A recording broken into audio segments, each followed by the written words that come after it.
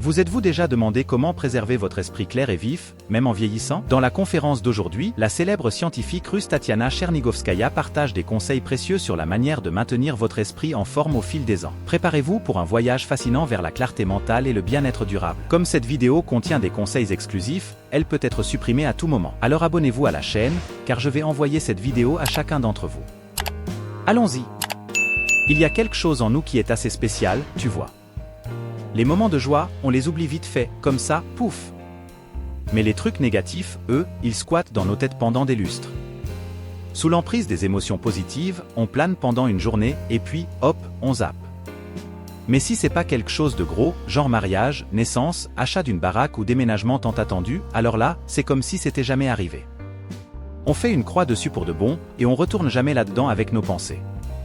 Alors que le positif, il se disperse dans l'air, le négatif, lui, il tourne en boucle dans nos cerveaux.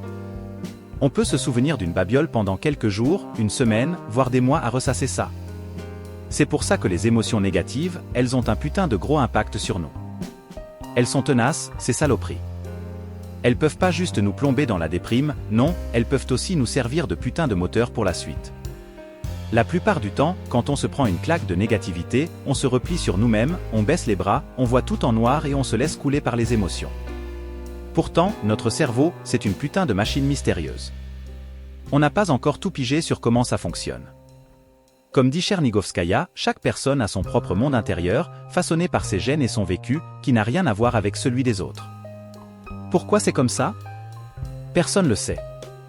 On voit tous la même chose, mais nos réactions, nos sentiments, c'est tout un bordel différent. Et notre cerveau oublie rien.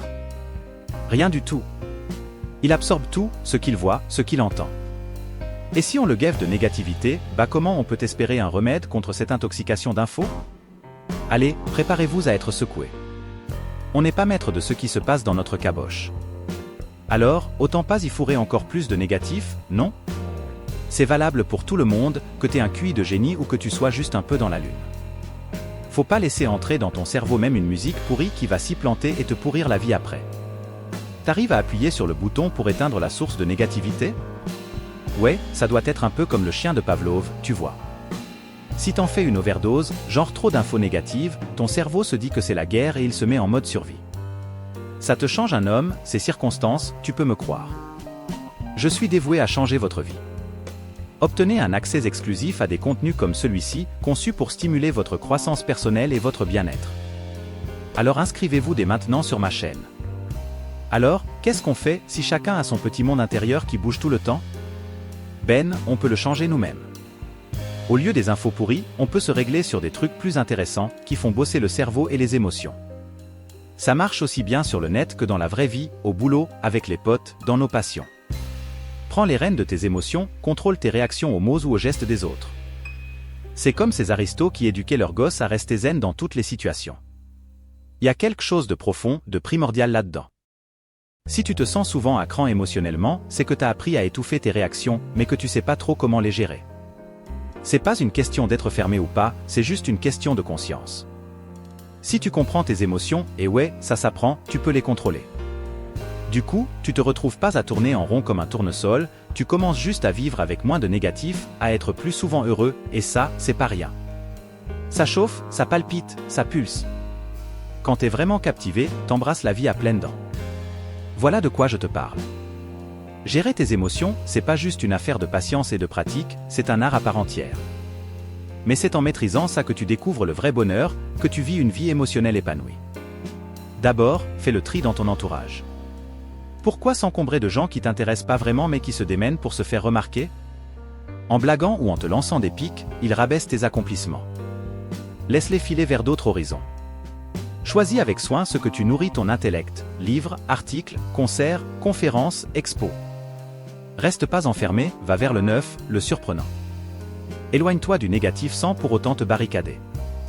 Il apporte rien, si ce n'est un grand vide intérieur. Continue d'apprendre, car la vie, c'est une quête incessante d'amélioration de soi. Souviens-toi de Chernigovskaya, passée de la fac de lettres aux sciences physiques, puis à l'acoustique, à la physiologie et à la sensorique.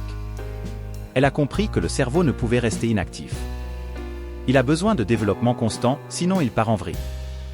Les capacités cognitives restent plus longtemps chez ceux qui stimulent leur esprit.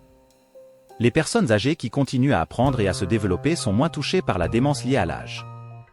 L'apprentissage améliore la qualité et la durée de vie en augmentant le nombre de connexions neuronales. De plus, ça évite de sombrer dans la routine en te gardant curieux, prêt à découvrir de nouvelles choses. Et n'oublie pas de faire du sport, même si ça semble banal. Allez, prends une pause et fais le vide dans ton esprit. Ça va te libérer de cette tornade de pensées négatives et te détendre grave.